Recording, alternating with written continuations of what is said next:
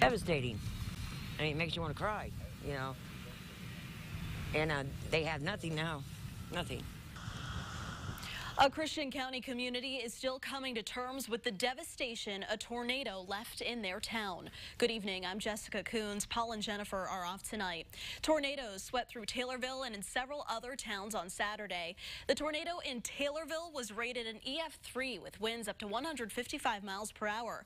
Governor Rauner has declared Christian County a state disaster area, and tonight people are still picking their way through the debris. At last count in Taylorville, city officials said more than 500 homes were damaged, some of them destroyed. More than 20 people were hurt. 3 remain in critical condition. One woman is fighting for her life tonight. WCIA3's Raquel Martin is live in Taylorville. Raquel, you caught up with that woman's family today. What did they tell you?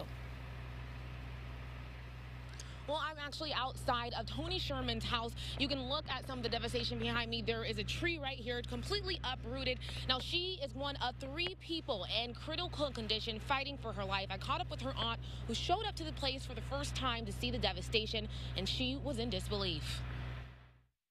Yeah, because that's her barn right there. That's where she kept her horses. The trailer's gone. It's not there no more. Now down to rubble. This is the first time Mickey Sweetic is seeing the damage at her niece's former home. Looking for the trailer to see any parts of it or something. I let it be thrown all the way back there.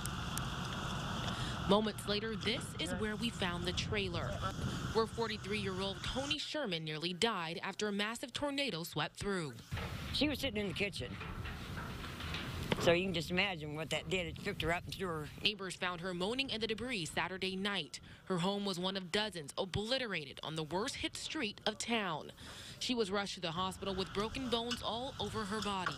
Oh, it's just terrible. It's terrible looking. I mean, I've never seen nothing like it. I mean, she's bad. Sweetic considers Sherman a daughter.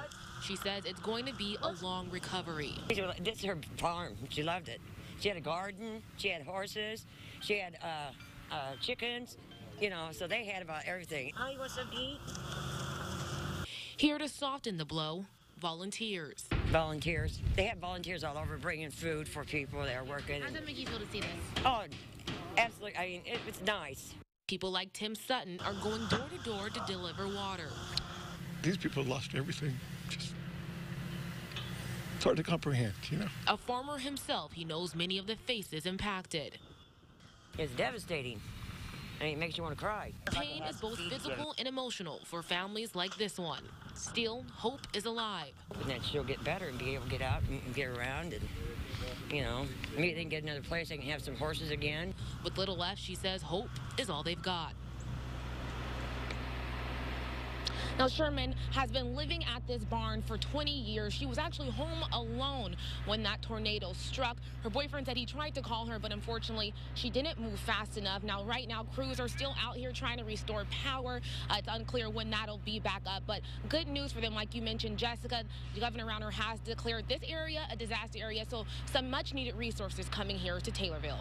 We're now live in Taylorville. Raquel Martin, WCIA3, your local news leader. Raquel, thank you for that report.